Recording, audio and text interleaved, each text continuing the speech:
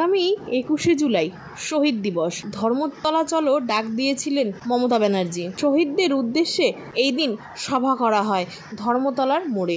তারই পাক প্রস্তুতি নিচ্ছে বিনানী ভবনে। দূর দূরান্ত থেকে আগত মানুষেরা বিনানী ধর্মশালায় থাকছেন এবং তাদের দেখাশোনা করছেন অজয় ভট্টাচার্য। আসুন দেখিনি অজয় ভট্টাচার্য মহাশয় কি জানালেন।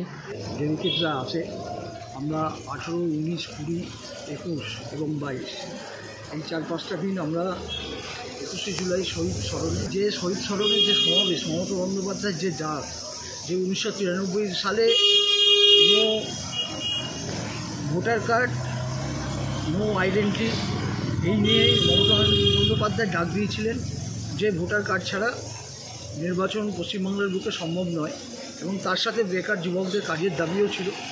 এবং সিপিএমের পুলিশ এবং তৎকালীন পুলিশ কমিশনার তুষার তালুকদার নির্বিচারে 13 জন মানুষকে কলকাতার রাজপথকে রাঙিয়ে দিয়েছিল। আজকে মমতা বন্দ্যোপাধ্যায়ের জন্য আজকে যে ভোটার যে কার্ড, টিএন সেশন তখন নির্বাচন কমিশনার ছিল, তা ওনার কাছে এই দাবি জানাতে রাইটার্স বিল্ডিং ঘেরাওয়ের ডাক দিয়েছিল।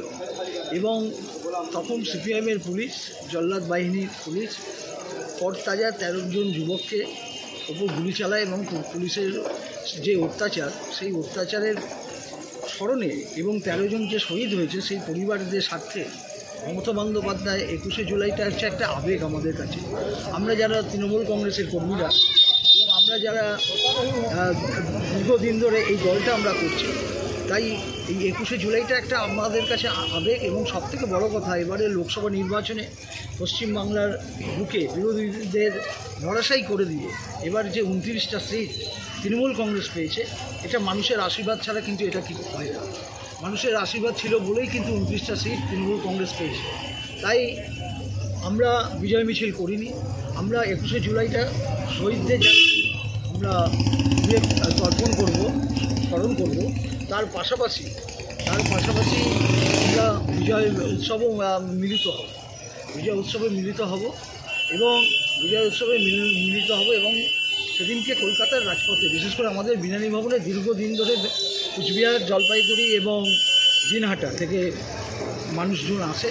আমরা তাদের সমস্ত রকম যে সমস্যার সঙ্গে একটা নতুন জায়গায় এসে একটা নতুন প্রবলেমের সঙ্গে তারা মানিয়ে নিতে পারছে না, সেই কারণে আমরাও চেষ্টা করছি আমাদের নেতৃত্ব এবং আমাদের এখানকার ওয়ার্ডের কাউন্সিলর থেকে শুরু করে সভাপতি পম্পু তিওয়ারি এবং স্বপন বর্মনের নেতৃত্বে, এবং আমরা সকলে মিলে আমরা এই যে যজ্ঞটা চলে আমাদের বিকেলবেলা সুব্রত বক্সী এসেছিলেন এবং উনি দেখে গেছেন যে এত সুন্দর একটা ব্যবস্থা আপনারা করেছেন, এবং আমরা প্রত্যেক বছরই এটা করে থাকি। তাই আগামী 21শে জুলাই সমস্ত মানুষকে নিয়ে সেদিনকে কলকাতার রাজপথে কোনো জায়গা থাকবে না যে কলকাতার রাজপথে লোক থাকবে না। এটাই মমতা বন্দ্যোপাধ্যায়ের ডাক। এবং আমাদের নেত্রী শশী পাজা 21শে জুলাই শ্যামবাজার থেকে যে মিছিলের ডাক দিয়েছে, আমরা যেহেতু শামপুকুর অঞ্চলে রাজনীতি করি, কারণ উনি আমাদের নয়নের মণি এবং আমাদের বিধায়িকা, ওনার ডাকে আমরা শ্যামবাজার থেকে সেদিনকে সকাল 10টার মধ্যে আমরা 21শে জুলাই ধর্মতলার উদ্দেশ্যে আমরা রওনা দেবো। এবং বিনানী ভবনের যে দায়িত্ব আমাদের উপর আছে, সেই দায়িত্ব আমরা যথাযথ যোগ্য সহকারে পালন করব, এবং যাতে কোনো মানুষের অসুবিধা না হয়। যে 21শে জুলাই মানে একটা আবেগ, এবং 21শে জুলাইটা আমরা দীর্ঘদিন ধরে পালন করে আসছি। আজকে তো দেখছেন যে মমতা বন্দ্যোপাধ্যায়ের যে সরকার চলছে মানুষের সুবিধার জন্য, আজকে এরা ভেবেছিল বিরোধীরা, আজকে যেমন একটা স্টেটমেন্ট আপনারা দেখেছেন টিভিতে, যে শুভেন্দু অধিকারী মাথা খারাপ হয়ে গেছে, উল্টো পাল্টা বকছে এবং এরা এখন ধরাশায়ী হয়ে আছে।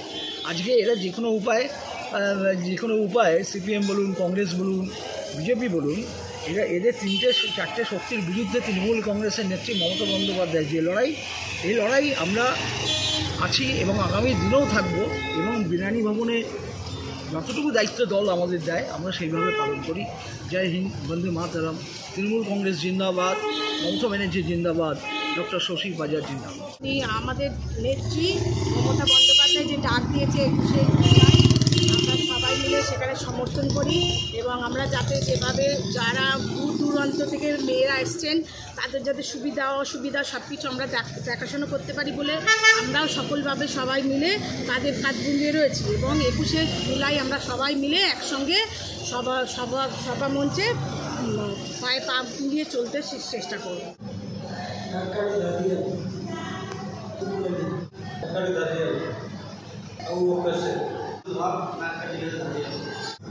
আমি তুফানগঞ্জ থেকে আসছি, কুচবিহার তুফানগঞ্জ 21 জুলাই মিটিং শোনার জন্য আসছি। প্রত্যেক বছরে আসি। কোথা থেকে আসছেন? সমস্যা কি, সকালে 5টা যাচ্ছি, 5টা থেকে আসি এখানে এই যাচ্ছি মিটিংয়ে 21 জুলাই।